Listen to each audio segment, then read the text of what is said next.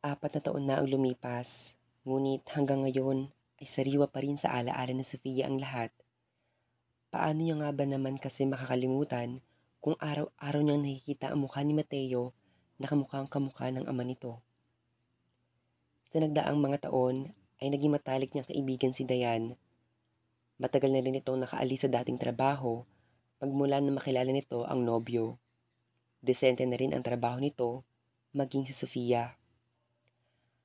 Ang kanyang nanay naman ay tuluyang na nakarecover. Natanggap na rin ito ang nangyari sa kanya at inintindi ang naging resulta ng naging desisyon niya.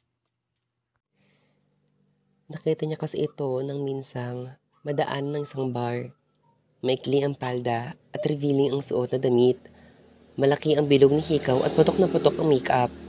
Medyo magulo ang buhok nito at may hit-hit na sigarilyo habang may nguya na bubble gum. Noong araw ding iyon ay natanggal si Sophia sa trabaho dahil nalulugi na ang grocery store ng Chinese niyang amo. Hindi na raw sila kaya pang pasahurin gayong marami ang empleyado.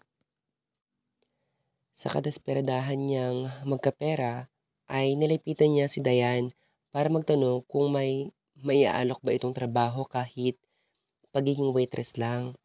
Sa natapos kasi nilang pag-aaral na second year high school lang ay walang malalaking kumpanya ang tumatanggap sa kanila dahil hindi sila college graduate.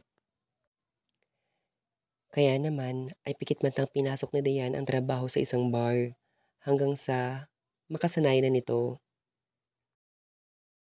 At 1 taon na rin silang magkarelasyon. Malaki ang utang na loob niya sa nobyo dahil ito lang naman ang nagpasok sa kanya sa trabaho noong mga panahong kailangan niya ng katulong sa pag-antabay kay Mateo ay nandoon ito. Nanatili at tumayong ama ng bata kahit na ayaw sa kanya ng mga magulang ng lalaki. Good! Tatawagan ko na si Madam Esther nang ma-close niya na ang deal para mamaya. Habang inaayusin siya ni Dayan sa locker room, ay pinagpapuwisan na ang mga kamay niya dahil sa kaba. Pumikit ka na lang at magtiis kapag matanda ang kliyente. Ganon din ang ginagawa ko kapag nakaka-jackpot ako ng matandang mayaman eh. Mungkahin na Dayan na mukhang nakahalata sa pagiging tensyonada niya. Huwag mo na lang sigurong kapalan. Gusto kong maging natural lang. Nautal pang sambit niya. Alam niya namang hindi niya mapipili ang lalaki na makakabili sa kanya. Hindi niya lang maiwasang gapangan ng kaba dahil first time niya. Hindi ka naman siguro virgin no? Tanong nito kaya napipilan siya. Ay, gaga ka. Eksaheradang ani Dayan nang hindi siya sumagot kaya mabilis niyang tinakpan ang bibig nito. Huwag ka na lang maingay. Kailangan ko na talaga ng pera. Pakiusap niya pa rito na nginiwian ito at pagkuhay tinanguan. Literal na tinitiis mo talaga, boba. Ayaw na ayaw pa man din ng mga customer ang virgin, Diyos me. Hindi sila pumapatol kapag berhen pa ang babae. Mas gusto nila yung may mga experience sa kama. Pangaral pa nito. Hindi na bale, isang gabi lang naman. Tapos ang lahat. Hindi na kailangan malaman ng nanay niya sakaling magtanong ito kung saan niya nakuha ang pera. Kung kinakailangan magsinungaling siya at kumuha ng mga palusot, ay gagawin niya. Nang matapos siyang ayusin ni Dayan, ay sinamahan siya nito sa labas ng bar para hintayin ang sasakyang susundo sa kanya. Relax ka lang. Huwag mong ipahalatang wala ka pang karanasan pagdating sa ganitong bagay. Dagdag pa nitong pangaral. Tumango lang siya dahil kaina pa siya hindi mapakali sa sobrang kaba. Ni hindi niya alam kung ano ang gagawin kapag nakita niya na ito. Kailangan niya rin ba itong kausapin o kaya naman ay sayawan? Mariin siyang napailing. Basta, tawagan mo ako kapag nagkaroon ng problema. Payo ni Dayan na nginitian niya na lamang. Sa totoo lang ay mabait lang ang dalaga. Sobra na rin ang pasalamat niya rito dahil naintindihan nito ang kanyang sitwasyon. Nang dumating ang pulang kotse at pumarada ito sa harapan nila, lumabas ang isang lalaki at nagsalita. Sino sa inyo si Sofia Guevara? Malalim na boses na tanong ng lalaki. Isa yata itong bodyguard sa pisikal pa lang na pangangatawan. Nahirapan si Sofia sa paglunok dahil ginapangan siya ng takot. Siya po, sir. Mahina siyang itinulak ni Dayan sa lalaki. Tauhan siya ng customer. Tumatangong wika pa ni Dayan dahil sa kanyang pag-aalangan.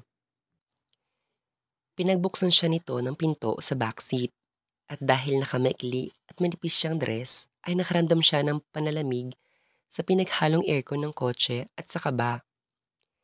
Inayos niya ang dress dahil masyado nakikita ang kanyang dibdib.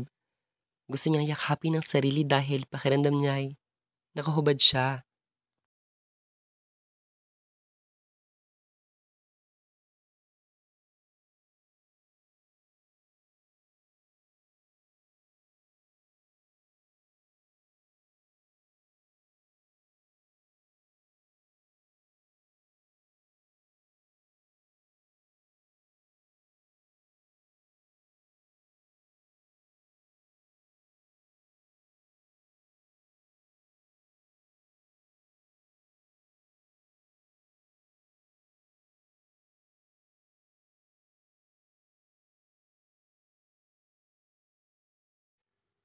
Iyon kasi ang pinasuot sa kanya ni Madam Esther kahit na ayaw niya.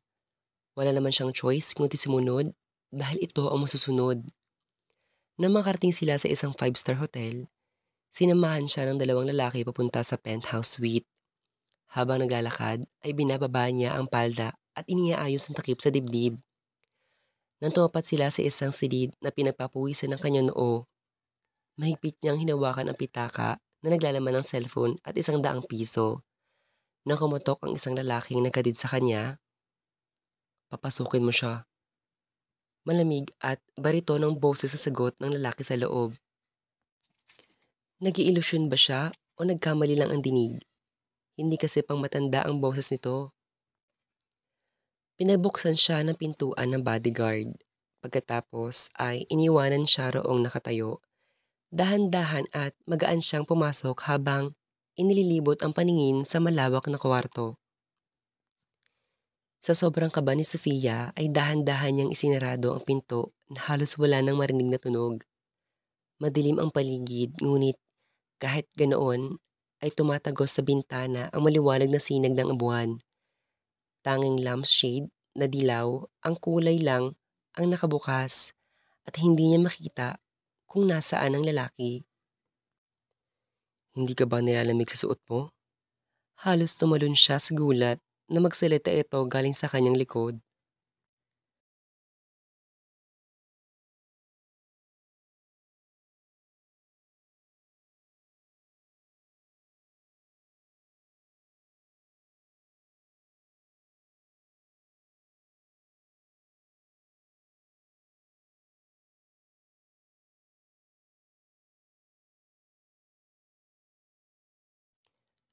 Agad siyang lumingon para makaharap ito.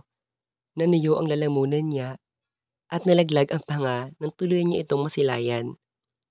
Mas lalo siyang nakaramdam ng panlalamig sa maririing tinig nito sa kanya. He's wearing a suit. Halatang kagagaling lang sa trabaho ng binata at hindi niya inaasahang ganito ito kagwapo at kaperpekto. Kumabog ang kanyang dibdib, hindi dahil sa kaba, kundi dahil sa hindi maipaliwanag ng pakiramdam. Marin itong tumitig sa kanya mula ulo hanggang paa. Magkakrus ang kanyang mga baraso, tanda na nilalamig siya. Ilang hakbang ang ginawa ng binata upang makalapit sa kanya. Natuod siya sa kinatatayuan at muling dinagundong ng kaba.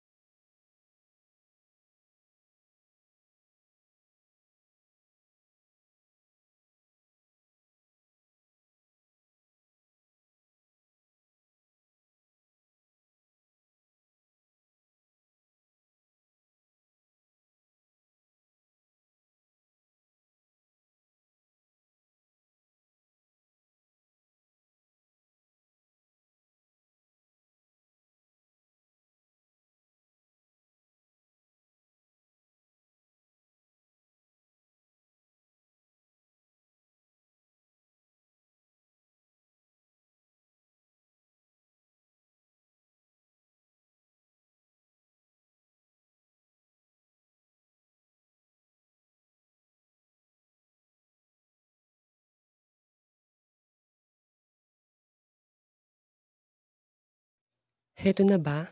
May mangyayari na ba? Dahil wala siyang kaalam-alam sa maaaring mangyari, ay pumikit na lamang siya ng mariin at hinintay ang kasunod nitong gagawin. Dalawang kondisyon ang gusto kong masunod bago tayo magsimula. Maotoridad nitong sabi na siya namang dahilan sa pagmulat ng kanyang mga mata. Don't you ever fall in love with me.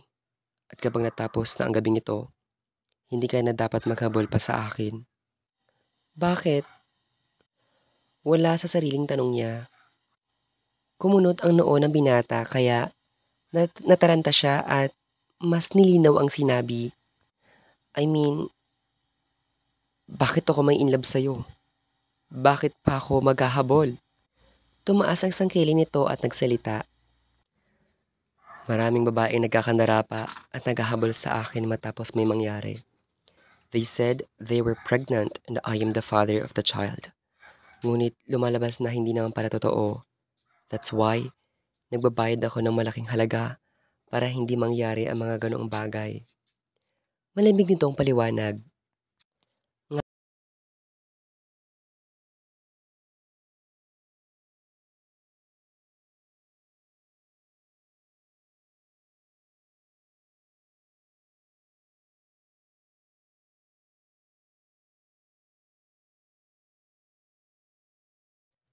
Nga naman, wala namang kasing kapintas-pintas sa lalaki. No wonder, maraming kababaihang naghahabol dito. Ngunit hindi naman ito kailangang mangamba sa kanya dahil kaya niyang kalimutan ang gabing ito para sa pera. Napuna niya ring mayaman ang lalaki dahil nagwawaldas ito ng malalaking pera para lang sa isang gabing kaligayahan. Pera ang pinunta ko rito, hindi love life. Matapang niya pang sagot at depensa. Ngumisi ang lalaki. Well, let's see. Ganyan din ang paratang ng iba at sinasabi sa akin ng mga bayarang babaeng ikinakama ko. Nasaktan siya sa sinabi nito kaya hindi naman talaga siya ganoong klaseng babae. Ngunit hindi naman siya makapagreklamo dahil pinasok niya ang trabahong ito kaya malamang iisipin nitong isa nga siyang bayaran. Imbes na makipagtalo ay nilunok na lamang niya ang kanyang pride. Nang magsimula sila ay walang ibang ginawa sa Sofia kundi ang magpaubaya. Ngunit nang malaman ng lalaki na birhen pa siya, ay naggalit ito at nag-alala. I'll double the payment. Kabayaran sa pagkuha ng puri mo. You need to stick to our agreement. Mariing anang lalaki at ikinatango niya. Pinigilan niya ang luhang gustong kumawala sa kanyang mga mata dahil durog na durog ang kanyang dignidad nang dahil sa kahihiyan. Pinikit na lamang niya ang mga mata upang makatulog na. Akala niya ay aalis na agad ang lalaki ngunit naramdaman nito na tumabi ito sa kanya at niyakap siya. Hindi niya mawari kung kasama din ba iyon na dapat na mangyari, ngunit hindi na lamang siya nagsilita at hinayaan ito sa kanya.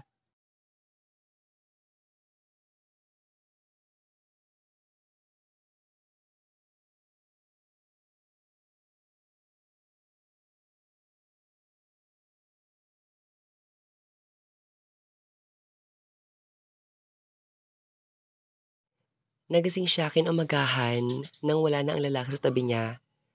Nakaramdam siya ng pagkadismaya ngunit ano pa nga ba ang aasahan niya?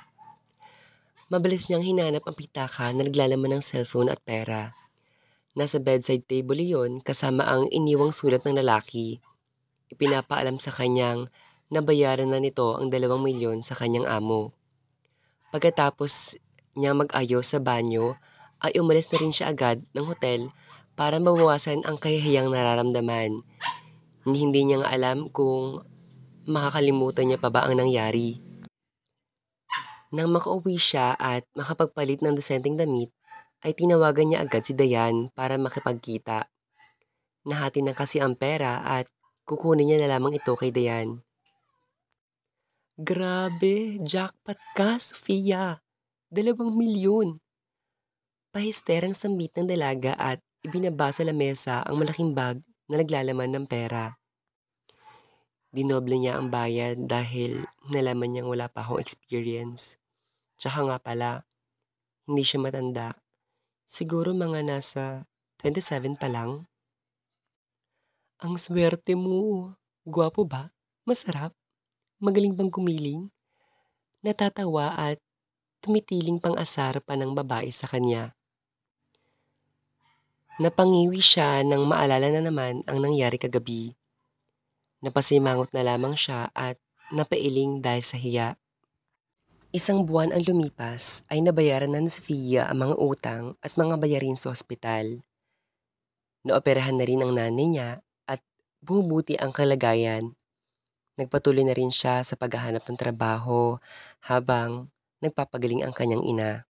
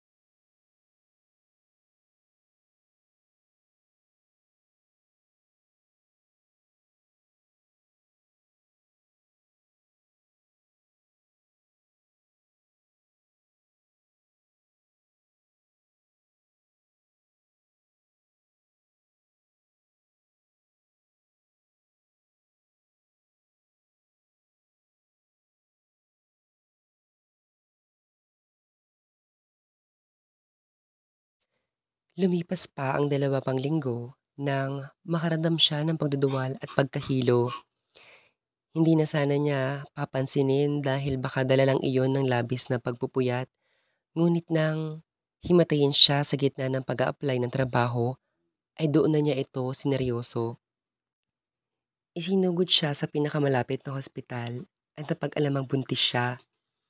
Mabuti na lamang at si Dayan ang una niyang nilapitan at nakaalam dahil baka kapag ang nanay niya ay baka muli itong atakihin sa puso kapag nalaman niya agad. Sa totoo lang, Sofia, ang tanga mo talaga. Bakit hindi ka gumamit ng contraceptive? Pangangaral ni Dayan habang naglalakad sa kanyang harapan ng pabalik-balik. Hindi ko naman kasi alam. Wala akong alam sa ganyan. Kung sana sinabi mo agad, edi sana hindi nagkakaganito. Pangangatwiran niya naman.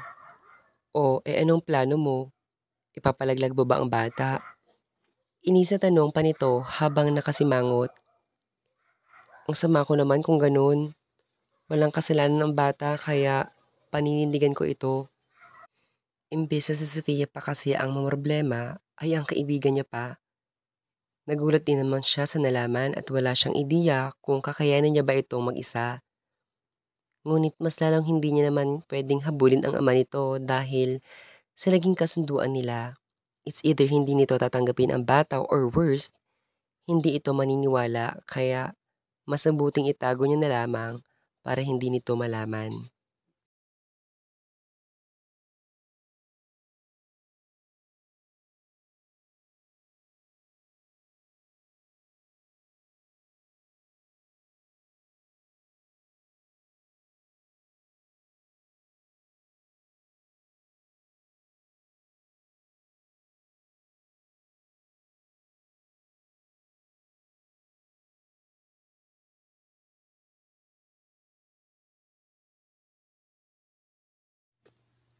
Napako siya sa kinatatayuan at halos hindi makagala sa pwesto dahil malapit lang siya sa entrance ng hall. Malaki ang tiyansa na makita siya nito ngunit wala pa rin siyang ginagawa para umalis doon. Hanggang sa magtama ang paningin nila, iyon na naman ang pakiramdam na parang hinihigop nito ang kanyang hininga. Natigilan siya na makita ang babaeng kasama ni Sebastian. Nakaangkla ang kamay ng babae sa braso ng binata at masiglang sinasagot ang bawat katanungan ng media. Nanliit ang kanyang mata at naramdaman ang pagsikip ng dibdib. Girlfriend ni Sebastian? Kung sa bagay, hindi na siya magtataka dahil sa tagal ba naman ng panahon, imposibleng hanggang ngayon ay wala pa rin itong girlfriend at hindi pa rin ito nagtitino. Siguro, na-realize itong isang malaking kalokohan ang ginagawa niya kaya naisip niyang magseryoso sa pag-ibig. Wala naman silang relasyon, ngunit bakit siya nasasaktan? Sofia, let's go. Magsisimula na ang program. Sumulpot si Tim at hinila siya paalis doon. Sa sobrang bilis ay hindi na siya nakapag-react dahil sa pagkabigla. At kung sinaswerte nga naman talaga siya sa buhay, halos magkatabi lang ang table nila sa table nila Sebastian. Napapansin niya ang pagsulyap ng tingin ni Sebastian sa kanila ni Tim. At madalas din itong tumitingin sa kanya. Ang malala pa ay hindi niya inaasahang ipapakilala ito ng boss nila bilang business partner at matalik na kaibigan. Alam naman na niyang mayaman ito dahil bukod sa business nilang magkaibigan ay maroon pa itong sariling kumpanya na pinapatakbo. Kaya ganoon na lamang ang pagdagsa kanina ng media sa lalaki. Sofia, are you okay? Kanina ka pa namumutla. May sakit ba sa'yo? Alalang tanong sa kanya ng nobyo. Hinawakan nito ang kanyang noo para pakiramdaman ang kanyang temperatura. Sofia, are you okay? Kanina ka pa namumutla.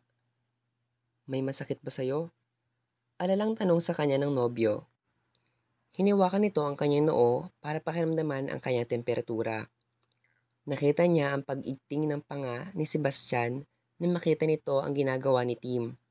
Pagkatapos, ay ibinaling ng lalaki ang tingin sa partner nitong si Ira, na ngayon ay may ibinubulong na sa kanya habang tumatawa. Wala. Tinabing ni Sofia ang kamay ng nobyo. Umiwas siya ng tingin at nag-focus na lamang sa program. Kahit na malakas ang aircon at pakiramdam niya ay mainit pa rin. Hindi niya alam kung dahil ba ito sa presensya, Sebastian, na dahil hindi niya makayanan o sadyang hindi lang siya komportable. Hanggang sa matapos ang event at mag-uwian na ang mga guest, ay nasa labas pa rin siya ng hall habang nag-aabang ng taxi na masasakyan. Ayaw niyang sumakay sa sasakyan ni Tim dahil paniguradong mag-aahoy na naman sila at hindi magkakaintindihan. Come on, Sofia. Pamimilit pa rin sa kanya ng nobyo, ngunit hindi niya ito pinapansin. Pilit pa rin siyang lumilingon sa daan at naghahanap ng taxi. Napakunot ang kanyang noo nang sipain ni Tim ang gulong ng sasakyan at ginulo ang buhok dahil sa inis. Bahala ka nga sa buhay mo. Galit nitong sigaw at pabagsak na binuksan ang pintuan ng sasakyan. Mabilis ang naging patakbo nito paalis. Huminga siya ng malalim. Ngayon na niya nakikita ang itinatago pa nitong ugali. Napailing siya at pagak na tumatawa dahil sa pagkadismaya.